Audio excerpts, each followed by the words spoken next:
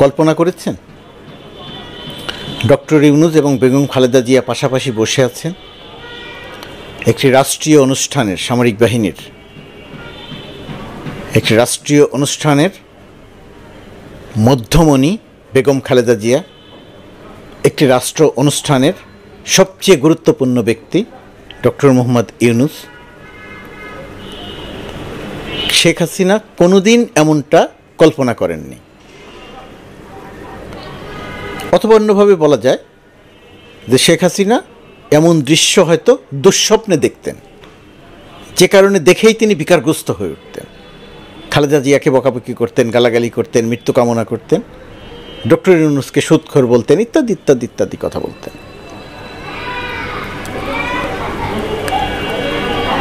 এই দৃশ্য দেখে শেখ হাসিনা কী ভাবছেন? শেখ হাসিনার পরবর্তী টেলিফোন কথোপকথনে নিশ্চয়ই তার কিছু আলামত পাওয়া যাবে। তিনি কতটা বিক্ষুব্ধ হলেন তার কিছু আলামত পাওয়া যাবে। ডক্টর ইউনূসের অপরাধ কী ছিল? ডক্টর ইউনূস একটি নোবেল পুরস্কার পেয়েছিলেন। ডক্টর ইউনূস ইনফ্যাক্ট সারা পৃথিবীর যত পুরস্কার আছে প্রায় তার সবই পেয়েছেন। পাননি ডক্টর ইউনূস এই পুরস্কারটি পাননি, পৃথিবীতে এমন কোনো গুরুত্বপূর্ণ পুরস্কার নেই। আর শেখ হাসিনার রাগের কারণটা কি? শেখ হাসিনা একটি নোবেল চেয়েছিলেন। কী কারণে চেয়েছিলেন? কারণ নাই কোনো। শেখ হাসিনার প্রত্যাশা ছিল যে ডক্টর ইউনূস নিজে নোবেল না পেয়ে তাকে একটি নোবেল এনে দিবেন। শেখ হাসিনা হয়তো মনে করতেন জোর করে ক্ষমতা দখল করার মতন নোবেলও ইচ্ছা করলেই কেউ পেতে পারে, ইচ্ছা করলে কাউকে দেয়া যায়। যেমন দিনের ভোট রাতে করা, তার ইচ্ছা হয়েছে দিনের ভোট রাতে করেছে। শেখ হাসিনা মনে করেছিল ডক্টর ইউনূসও ওই রকম নোবেল কমিটির কাছে গিয়ে বলবে যে আমাদের প্রধানমন্ত্রীকে একটা নোবেল দেন, সেই নোবেলটা দিয়ে দিবে, ডক্টর ইউনূস এসে তার হাতে দিয়ে দিবে। বিষয়টি তিনি এরকম করেই ভেবেছিলেন। যেহেতু পাননি সেহেতু শেখ হাসিনা ডক্টর ইউনূসকে বিষোদ্গার করেছিলেন। আর খালেদা জিয়াকে বিষোদ্গার করার অনেক কারণ।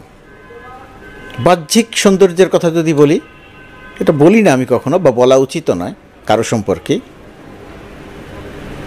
সেটা খালেদা জিয়া সেই জায়গাতে অনেকখানি এগিয়ে, অত্যন্ত মার্জিত রুচিশীলভাবে বলছি, আচার আচরণ, কথা, বাচন ভঙ্গি সব কিছুতেই মার্জিত রুচিশীল। আর শেখ হাসিনা ভালগার, বিষাক্ত। খালেদা জিয়া যায়, বয়স হয়েছে, মারা যাবে, এই যায় অবস্থা, কয়দিন আর বাঁচবে, বিদেশে পাঠিয়ে কি হবে, এহেন বাজে কথা নাই শেখ হাসিনার মুখ দিয়ে যা বের হয়নি। আরও কত কথা বলেছেন খালেদা জিয়াকে নিয়ে, সেগুলো ভাষায় প্রকাশের অযোগ্য, বললে মুখের মানে রুচিতে বাঁধে, মুখে আসে না, সেই কারণে সেগুলো বলছি না। বেগম খালেদা জিয়ার মৃত্যু কামনা করা, বেগম খালেদা জিয়াকে নিয়ে অত্যন্ত অশ্লীল কথা বলা, মানে একজন মানুষের অন্তর কতটা বিষাক্ত হয়, একজন মানুষের অন্তরে কতটা বিষ থাকতে পারে, শেখ হাসিনা তার নজির তৈরি করেছেন। খালেদা জিয়ার প্রতি তার রাগের আরেকটা কারণ ছিল। ধরুন নির্বাচন যদি একটি জনপ্রিয়তার যাচাইয়ের মাপকাঠি হয়, সেই নির্বাচনের জায়গাতে খালেদা জিয়া শেখ হাসিনার চেয়ে বহু গুণ এগিয়েছিল। শুধু শেখ হাসিনা নয়, বাংলাদেশের সব নেতার চেয়ে এগিয়েছিল। খালেদা জিয়ার তার প্রমাণ কি? তার প্রমাণ, খালেদা জিয়া ঢাকা থেকে নির্বাচন করেছেন, মানুষ তাকে বিপুলভাবে বিজয়ী করেছে। খালেদা জিয়া ফেনী থেকে নির্বাচন করেছেন, মানুষ তাকে বিপুলভাবে বিজয়ী করেছে। খালেদা জিয়া বগুড়া থেকে নির্বাচন করেছেন, মানুষ তাকে বিপুলভাবে বিজয়ী করেছে। যতগুলো নির্বাচনে মানুষ ভোট দিতে পেরেছে তার সবকটি নির্বাচনে বেগম খালেদা জিয়া 5টি করে আসন থেকে বিজয়ী হয়েছেন এবং বিপুল ভোটে বিজয়ী হয়েছেন। আর শেখ হাসিনার ক্ষেত্রে কি ঘটেছে? শেখ হাসিনা দিনাজপুর থেকে নির্বাচন করেছিলেন। দিনাজপুর মানে শেখ হাসিনার স্বামী ওয়াজেদ মিয়া, সজীব ওয়াজেদ জয়ের বাবা, তার বাড়ি, শেখ হাসিনার শ্বশুর বাড়ি। কিন্তু তার শ্বশুরবাড়ির মানুষ, দিনাজপুরের মানুষ শেখ হাসিনাকে ভোট দেয়নি। সেই নির্বাচনে পরাজিত হয়ে শেখ হাসিনা বলেছিল দিনাজপুরের মানুষ আমাকে ভাত দেয়নি, ভোটও দিল না। তার মানে ওয়াজেদ মিয়া শেখ হাসিনাকে ভাত দেয়নি, এই অভিযোগ তিনি প্রকাশ্যে করেছেন। জয়ের বাবা তার মাকে ভাত দেয়নি, এই অভিযোগ শেখ হাসিনা প্রকাশ্যে করেছে। ঢাকা 7 আসন থেকে নির্বাচন করেছিল শেখ হাসিনা। সাদেক হোসেন খোকা সেই সময়ের তরুণ এবং সেই সময়ের অল্প বয়সী এবং কম পরিচিত নেতা। সাদেক হোসেন খোকার কাছে 27-28 হাজার ভোটে তিনি পরাজিত হয়েছিলেন। সাদেক হোসেন খোকার রাজনীতির টার্নিং পয়েন্ট শেখ হাসিনাকে পরাজিত করা। তারপর থেকে আর কখনো সাদেক হোসেন খোকাকে পেছন ফিরে তাকাতে হয়নি, তিনি সামনের দিকে এগিয়ে গেছেন। বিএনপির অন্যতম গুরুত্বপূর্ণ নেতায় পরিণত হয়েছেন। হিন্দু অধ্যুষিত এলাকার মানুষ শেখ হাসিনাকে ভোট দেয়নি, ভোট দিয়েছিল সাদেক হোসেন খোকাকে। শেখ হাসিনা ঢাকা 10 থেকে নির্বাচন করেছিলেন। এই আসনটিকে বলা হতো শেখ মুজিবের আসন। সেই শেখ মুজিবের আসন থেকে শেখ হাসিনা নির্বাচন করে মেজর মান্নানের কাছে পরাজিত হয়েছিলেন। মেজর মান্নান তখন রাজনীতির খুবই অপরিচিত, তার কাছে পরাজিত হয়েছিলেন।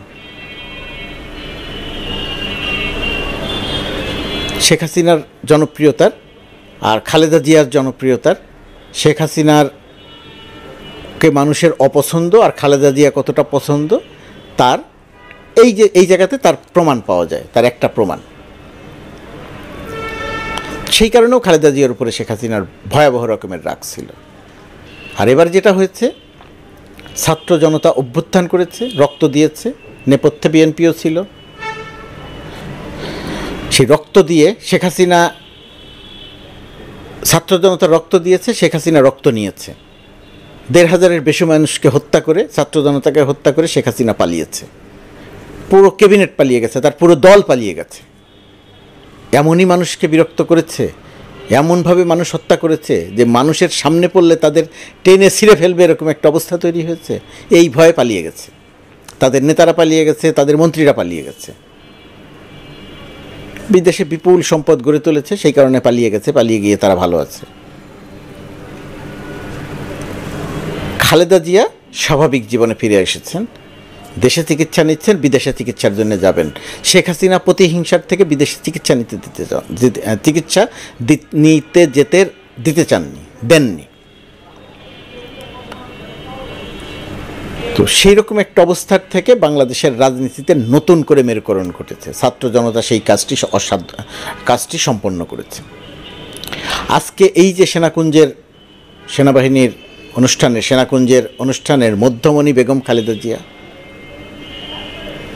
গুরুত্বপূর্ণ চরিত্র ডক্টর মোহাম্মদ ইউনূস, এর নেপথ্যের নয়, এর সামনের নেতৃত্বে দিয়েছেন ছাত্র জনতা, বৈষম্য বিরোধী ছাত্র আন্দোলনের তরুণ নেতারা, ছাত্ররা। বিএনপি সহ রাজনৈতিক দলগুলো তাদের সঙ্গে ছিল, কিন্তু নেতৃত্ব তারা দিয়েছেন। বিএনপি নিশ্চয়ই বিষয়টি স্মরণে রাখবে, নিশ্চয়ই বিষয়টি মনে রাখবে যে যাদের রক্তের বিনিময়ে বিজয় অর্জিত হয়েছে, গণঅভ্যুত্থান সংগঠিত হয়েছে, ডক্টর ইউনূসের সরকার গঠিত হয়েছে, তার পরিণতিতে বেগম খালেদা জিয়া মুক্ত হয়েছেন। আন্দোলনের সঙ্গে ছিলেন, কিন্তু নেতৃত্বে ছাত্ররা ছিলেন। বেগম খালেদা জিয়া মুক্ত হয়েছেন, তার মামলাগুলো থেকে তিনি মামলাগুলো ক্রমান্বয়ে আদালত থেকে অপসারিত হচ্ছে। তিনি আজ সেনাকুঞ্জের অনুষ্ঠানের মধ্যমণি। বিএনপির সঙ্গে ছাত্রদের, বিএনপির সঙ্গে শিক্ষার্থীদের, বিএনপির সঙ্গে বৈষম্য বিরোধী ছাত্র আন্দোলনের মত হতে পারে, দ্বিমত হতে পারে, তর্ক হতে পারে, বিতর্ক হতে পারে, কিন্তু কেউ যেন এই কথা ভুলে না যায় যে তাদের রক্তের বিনিময়ে বেগম খালেদা জিয়া মুক্ত হয়েছেন। বিএনপিরও অনেকে মারা গেছেন, শহীদ হয়েছেন, ছাত্রদলের শহীদ হয়েছেন, কিন্তু ভুলে গেলে চলবে যাদের নেতৃত্বে ছিলেন বৈষম্য বিরোধী ছাত্র আন্দোলনের তরুণ নেতারা। তাদের রক্তে এদেশের থেকে শেখ হাসিনা বিতাড়িত হয়েছে, তার পুরো সরকার পালিয়েছে। এই বিষয়টি একটু মাথায় রাখতে হবে, মনে রাখতে হবে। আমি একটি কথা প্রায়ই বলি যে শেখ হাসিনা বাংলাদেশের রাজনীতির অতীত, সে আর কখনো এই রাজনীতিতে ফিরে আসবে না, কিন্তু এখানে একটা কিন্তু আছে। সেই কিন্তুটা কি? সেই কিন্তুটা শেখ হাসিনা বেগম খালেদা জিয়ার বিচার করতে চেয়েছে মিথ্যার উপরে দাঁড়িয়ে। জিয়া অরফানেজ ট্রাস্ট, সেই ফান্ডের টাকা ছিল, সেই ফান্ডের টাকা এক অ্যাকাউন্ট থেকে আর এক অ্যাকাউন্টে নেওয়া হয়েছে। প্রক্রিয়াগত ত্রুটি ধরলে ধরতে পারেন, সেটা সামান্য ত্রুটি, কিন্তু সেই অ্যাকাউন্টে যে টাকা ছিল একটি টাকাও চুরি হয়নি, একটি টাকাও এদিক সেদিক হয়নি। খালেদা জিয়া অপবাদ দেওয়া হয়েছে যে খালেদা জিয়া এই টাকা চুরি করেছে, এতিমের টাকা মেরে খেয়েছে, শেখ হাসিনার খুব জনপ্রিয় একটা কথা ছিল। অথচ সেই টাকা ব্যাংকে থেকে বেড়ে দ্বিগুণ হয়েছে, একটি টাকাও চুরি হয়নি। কি অদ্ভুত ব্যাপার! খালেদা জিয়াকে শাস্তি দেওয়া হয়েছে, খালেদা জিয়া উচ্চ আদালতে আপিল করেছেন, তার শাস্তি দ্বিগুণ করে দেওয়া হয়েছে। একটা নজিরবিহীন ঘটনা। আদালতকে কিভাবে শেখ হাসিনা ব্যবহার করেছে তার নজিরবিহীন নজির। সেই মামলাগুলো এখন ভুল প্রমাণ হচ্ছে, অসত্য প্রমাণ হচ্ছে, মিথ্যা প্রমাণ হচ্ছে, একে একে অপসারিত হচ্ছে। তারেক জিয়ার ক্ষেত্রেও তাই হবে। জোর করে তারেক জিয়া একটা লন্ডনে থেকে একটি কথা বলেছে, শেখ হাসিনার আসন কেঁপে উঠেছে ঢাকায়। তারেক জিয়াকে কথা বলতে দেয়া যাবে না, তারেক জিয়াকে নজরদারি করার জন্য দূতাবাসে স্পেশাল লোক রাখা হয়েছে লন্ডন দূতাবাসে। তারেক জিয়া আদালতের মাধ্যমে তারেক জিয়ার কথাকে বন্ধ করা হয়েছে, কোনো গণমাধ্যম তার কথা প্রচার করতে পারবে না। তারেক জিয়া সামাজিক যোগাযোগ মাধ্যমে কথা বলেছেন, সেটা আইডি বন্ধ করে দেয়া হয়েছে। ফেসবুকের কাছ থেকে ফেসবুকের কাছে লিখিত দেয়া হয়েছে, এই কথা বলা যাবে না, ইত্যাদি ইত্যাদি ইত্যাদি। জনসভায় খালেদা জিয়া লাইভ জনসভায় তারেক জিয়া ভাষণ দেবেন, সেই ভাষণ দেয়া বন্ধ করানো হয়েছে। মানে এহেন কাজ নাই যে তারেক জিয়ার ক্ষেত্রে করেনি। তার একটাই কারণ, তারেক জিয়া জনপ্রিয় এবং তারেক জিয়ার বিরুদ্ধে মামলাগুলো সবই মিথ্যা, অসত্য, ভুল। শেখ হাসিনা তাকে সরিয়ে রাখতে চেয়েছে রাজনীতি থেকে, পারেনি, কারণ সত্য চাপিয়ে রাখা যায় না। সত্য সামনে আসে, যেমনভাবে শেখ হাসিনার অপশাসন, দুঃশাসন, হত্যাকাণ্ড, চুরি, জালিয়াতি, বাটপারি সামনে এসেছে। শেখ হাসিনা পালিয়ে গেছে পুরো ক্যাবিনেট নিয়ে। যে কথা বলছিলাম যে শেখ হাসিনা আর ফিরে আসবে না, হ্যাঁ, শেখ হাসিনা আর ফিরে আসবে না। এর জন্যে বর্তমানে যারা ক্ষমতায় আছেন তাদেরকে সঠিক রাজনীতি করতে হবে, ভবিষ্যতে যারা নির্বাচনে বিজয়ী হয়ে ক্ষমতায় আসবেন তাদেরও সঠিক রাজনীতি করতে হবে। জনগণ যেন মনে করে শেখ হাসিনা হত্যাকাণ্ড সংগঠিত করে গেছে, সেই হত্যাকাণ্ডের বিচার হচ্ছে। জোর করে প্রতিহিংসার বশে তার বিচার করা হচ্ছে না, এটাই যেন জনগণ মনে করে। জনগণ যেন মনে না করে যে খালেদা জিয়াকে যেভাবে প্রতিহিংসার করে শাস্তি দেওয়া হয়েছিল, শেখ হাসিনার ক্ষেত্রে যেন তেমনটা না হয়। খালেদা জিয়ার অপরাধ ছিল না, শেখ হাসিনার অপরাধ আছে, প্রমাণ আছে, সে মানুষ হত্যা করে পালিয়েছে। সুতরাং বিচারটি যেন নির্মোহ হয়, বিচারটি যেন ন্যায্যতার ভিত্তিতে হয়, কেউ যেন কোনো প্রশ্ন করতে না পারে। এই রাজনীতিটা করতে হবে। যদি সেই রাজনীতিটা করা যায়, দুঃখিত, তাহলে শেখ হাসিনার বাংলাদেশের রাজনীতিতে কোনো দিন ফিরে আসবে না। আওয়ামী লীগ যদি ভুল স্বীকার করে মাপ না চায়, এই নেতৃত্বকে যদি বিদায় না দেয়, আওয়ামী লীগও কোনো দিন ফিরে আসবে না।